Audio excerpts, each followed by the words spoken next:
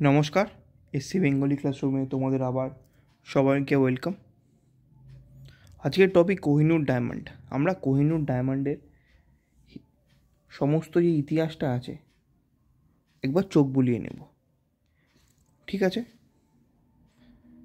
So প্রথমেই আসছে, কোহিনূর হলো 105 ক্যারেট 21.6 গ্রাম ওজনের একটি হীরা, যা একসময় বিশ্বের সবচেয়ে বড় হীরা ছিল।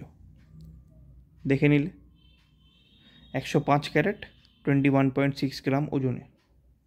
ওকে, তারপর আসে সূত্র একমত যে কোহিনূর অন্ধ্রপ্রদেশের রায়সীমা গোলকোন্ডা খনি থেকে খনন করা হয়েছিল। এটি প্রথমে কাকাতীয় রাজবংশের মালিকাধীন ছিল, কিন্তু প্রতাপরুদ্রদেবের অধীনে কাকাতীয় রাজ্য 1310 সালে মালিক কাফুরের হাতে ধ্বংস হয়ে যায়। এরপর থেকে পাথরটি দিল্লি সুলতানের ধারাবাহিক শাসকদের হাত ধরে চলে যায়, অবশেষে 1526 সালে বাবরের হাতে চলে যায়।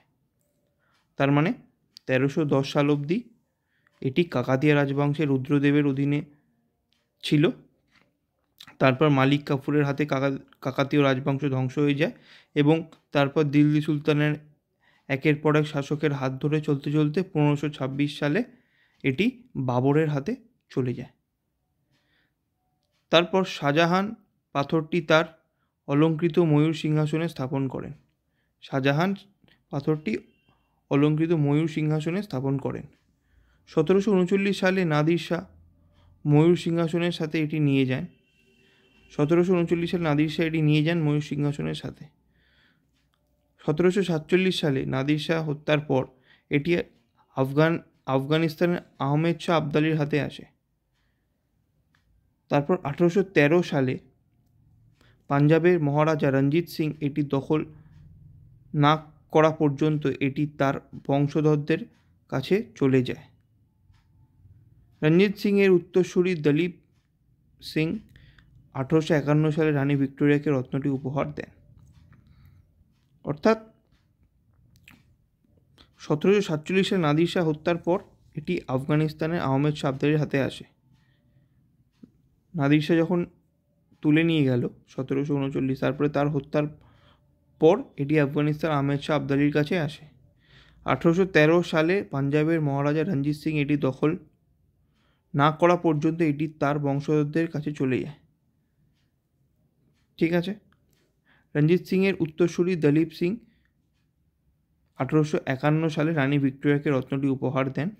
1852 সালে ভিক্টোরিয়া স্ত্রী প্রিন্স অ্যালবার্টের ব্যক্তিগত তত্ত্বাবধানে হীরাটির উজ্জ্বলতা বৃদ্ধির জন্য 186 1/16 ক্যারেট 37.21 গ্রাম থেকে বর্তমানে 106.602 ক্যারেট অর্থাৎ 21.61 গ্রাম হীরাটি কেটে নেওয়া হয়।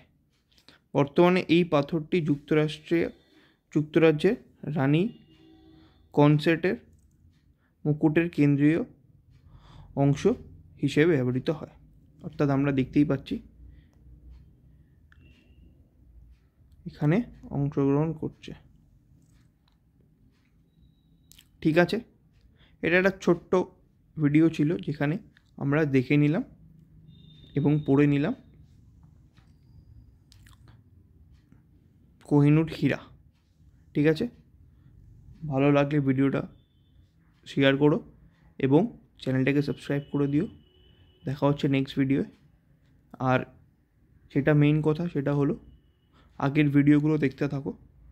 আই হোপ তোমাদের প্রত্যেকটা ভিডিও ভালো লাগবে। Thank you so much. দেখা হচ্ছে নেক্সট ভিডিওয়ে।